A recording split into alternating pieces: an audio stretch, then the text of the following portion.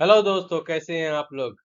आज हम लोग बात करेंगे कोवैक्सीन के साइड इफेक्ट्स के बारे में, रेयर साइड इफेक्ट्स के बारे में, कि कोवैक्सीन का साइड इफेक्ट्स कितना खतरनाक है, एक रिसर्च से पता चला है।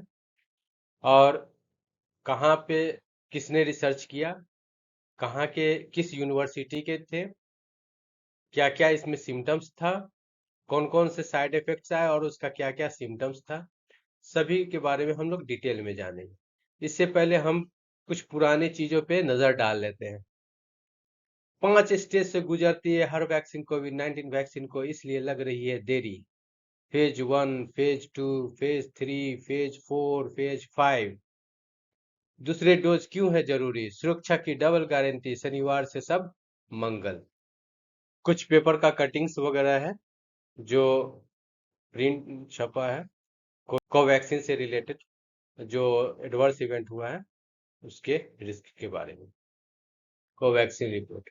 कोवैक्सीन लगभग जितने भी पार्टिसिपेंट्स थे उसमें से थर्ड, मतलब 1/3 को ये एडवर्स इवेंट हुआ है। और सीरियस एडवर्स इवेंट जो है लगभग 1% रेसिपिएंट्स को हुआ है। रेसिपिएंट्स का मतलब जिस पे जिन लोगों का सैंपल लिया गया था। सैंपल का मतलब ये नहीं होता है कि कोवैक्सीन का सैंपल ले लिया या वायरस का सैंपल ले लिया किसी का। मतलब वैसे लोगों को सिलेक्ट किया गया था, 926 लोगों को, जिसको कोवैक्सीन लगी थी। तो उस सैंपल साइज के अंदर में पार्टिसिपेंट्स का जो है लगभग थर्ड को जो है एडवर्स इवेंट रिपोर्ट किया गया हुआ था। सीरियस एडवर्स इवेंट जो है लगभग 1% लोगों को हुआ है।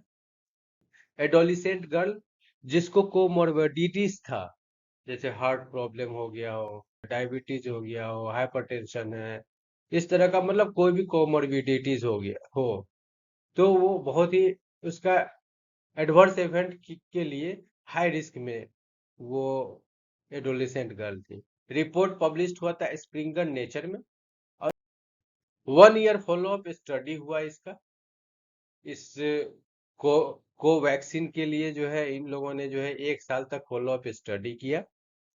1 साल के बाद जो है रिसर्च से ये पता चला कि इसमें सीरियस एडवर्स इवेंट जो है एक 1% लोगों को भी हो रहा है। और जिन्होंने किया वो बनारस हिंदू यूनिवर्सिटी के रिसर्चर, ये Banaras Hindu university. Sample size 926 926 individuals को इनरोल्ड किया गया था, जिसमें से 635 जिसमें से 635 एडोलिसेंट थे और 291 जो है एडल्ट थे। 1 साल तक इसको फॉलोअप किया गया था। तो उसमें यह देखा गया कि लगभग 50% लोगों को अपर रेस्पिरेटरी ट्रैक्ट इन्फेक्शन, मतलब जो लंग्स का जो ऊपरी हिस्सा है, मतलब रेस्पिरेटरी सिस्टम का जो सांस लेने वाला जो पूरा सिस्टम है, उसका जो ऊपरी हिस्सा है उसमें जो है इन्फेक्शन देखा गया। एडोलिसेंट में 47.9% को। ये कंडक्ट हुआ था जनवरी 2022 से लेकर के अगस्त 2023 तक। कॉमन एडवर्स इवेंट क्या था एडोलिसेंट में, अगर एडोलिसेंट को डिफाइन करेंगे हम, तो 10 से लेकर के 19 साल के लोगों को एडोलिसेंट कहते हैं एज पर WHO। ठीक है। इसमें जो है स्किन और सबक्यूटेनियस डिसऑर्डर हुआ था। मतलब ये स्किन है और स्किन के नीचे वाला जो हिस्सा है वो उस रीजन में, ये दोनों में जो है डिसऑर्डर हुआ था लगभग 10.5% लोगों को। जनरल डिसऑर्डर्स जो है देखा गया, जैसे हेड एक, फैटिक, फीवर, नोसिया, मतलब सर में दर्द है, थकावट है, फीवर हो गया, नोसिया, उल्टी टाइप का मन कर रहा है, तो इस तरह का चीज जो है 10.2% लोगों को। और नर्वस सिस्टम डिसऑर्डर, पूरा दिमाग हिला दिया, 4.7%। एडल्ट में, एडल्ट कहते हैं ओल्डर देन एडोलिसेंट, इसमें भी लगभग सेम टाइप का है लेकिन परसेंटेज अलग है। जनरल डिसऑर्डर में 8.9%। मस्क्यूलो स्केलेटल डिसऑर्डर, मतलब जो मसल्स और स्केलेटन मतलब हड्डी, इसमें जो है प्रॉब्लम किया है। और नर्वस सिस्टम डिसऑर्डर ये 5.5%। ये मेंस्ट्रुअल एबनॉर्मेलिटीज नोटिस किया गया 4.6% फीमेल पार्टिसिपेंट में। और इसके साथ साथ आंख का प्रॉब्लम, हाइपोथायरॉयडिज्म, ये लगभग जो है जैसे आंख वाला प्रॉब्लम 2.7% पार्टिसिपेंट में देखा गया, और हाइपोथायरॉयडिज्म का केस जो है 0.6% केस में देखा। सीरियस एडवर्स इवेंट क्या हुआ भाई? तो सीरियस एडवर्स इवेंट में ये लगभग 1% लोगों को हुआ था, जिसमें से स्ट्रोक और गुल्लेन बियर सिंड्रोम है। ये गुल्लेन बियर सिंड्रोम का नाम आप पहले सुने हैं, पिछले वीडियो में आप हम मेरे देखिएगा, जो कोविशील्ड एस्ट्राजेनेका पर डिपेंड था, उसमें भी मैंने इसको बताया है। तो स्ट्रोक 0.3% पार्टिसिपेंट में देखा गया, गुल्लेन बियर सिंड्रोम 0.1% पार्टिसिपेंट। अब ये स्ट्रोक है क्या? As per national institute of neurological disorder and stroke, stroke एक ब्रेन अटैक। इसमें क्या होता है कि ब्लड वेसल्स जो है ब्रेन में या तो ब्लॉक हो जाएगा, या पतला हो जाएगा, या ब्लॉक हो जाएगा, या पतला हो जाएगा, या ब्लड वेसल्स जो है बस्ट कर जाएगा, और ब्लड जो है ब्रेन के अंदर बहने लगेगा। इसी को स्ट्रोक बोलते हैं। अब कॉमन इफेक्ट इस स्ट्रोक की वजह से क्या होता है? तो वीकनेस, कमजोरी हो जाएगा, पैरालिसिस हो जाएगा, प्लेजिया। प्लेजिया जो है कई तरह का होता है। हाँ, जैसे हाथ पैर में पैरालिसिस मार देता है, उसके बाद जो चेहरा पे मुंह टेढ़ा हो जाता है, आंख ऐसे करके हो जाएगा, बोलने में जो है दिक्कत होगी, कभी कभी पूरा बदन में होता है, कभी एक साइड का हेमिप्लेजिया हो जाता है। ठीक है, तो इस तरह का जो है कंडीशन हो सकता है, मतलब पैरालिसिस मार सकता है। स्ट्रोक जो है आपके सोचने, अवेयरनेस, अटेंशन, उसके बाद लर्निंग, किसी किसी चीज को सीखने की क्षमता, जजमेंट और याददाश्त, सब पे अटैक करता है। जो लोग को स्ट्रोक होता है उसे बोलने और लैंग्वेज को समझने में भी प्रॉब्लम होने लगता है। वैसे लोग जिसे स्ट्रोक होता है वो इमोशन को कंट्रोल नहीं कर पाता है। कोई सिचुएशन कुछ रहेगा और इमोशंस कुछ और देगा, मतलब सिचुएशन पे कोई कंट्रोल नहीं रहेगा। इतने तरह का सिचुएशन है। अगर बात करोगे हंसी वाली तो देगा रोने वाला, अगर या गुस्से वाला। ठीक है, मतलब कोई अच्छी बात करोगे तो मुंह टेढ़ा करेगा। ये खास करके लड़कियों में खूब पाया जाता है। इमोशंस पे कंट्रोल नहीं रहता है, उसमें दिक्कत आने लगती है।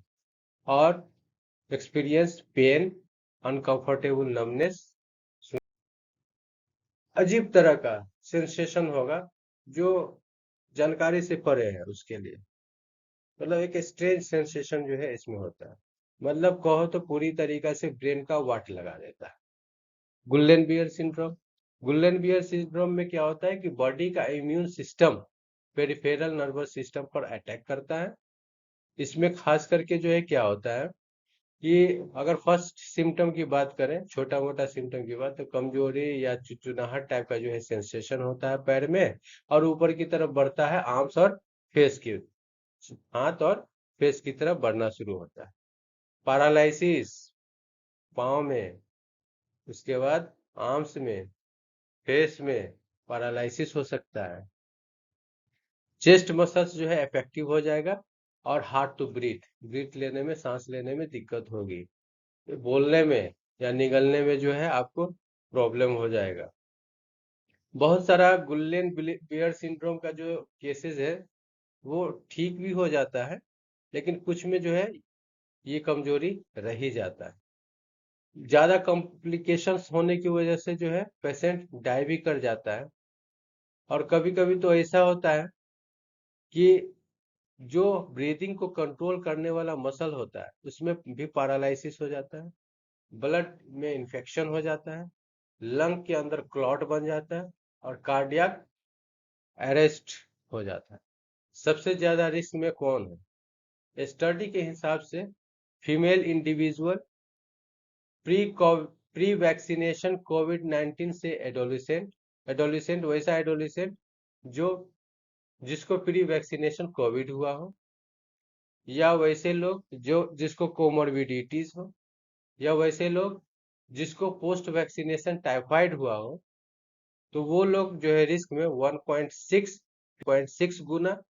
एडोल एडोलिसेंट वैसा एडोलिसेंट वैक्सीनेशन से पहले कोविड 19 हो गया हो वो दुगुना, और जिसको कोमोर्बिडिटीज कोमोर्बिडिटीज हो उसे 2.7 गुना, और जो पोस्ट वैक्सीनेशन जिसको टाइफाइड हो गया हो वो 3.3 गुना ज्यादा जो है परसिस्टेंट होता है इस AESI के एडवर्स इवेंट के। जो कोवैक्सीन का 2 डोज लिया है उसके कंपेयर में कोई 1 डोज लिया है तो उसको 2 गुना एडवर्स इवेंट होने का चांसेस है, और जो 3 डोज लिया है उसको 4 गुना।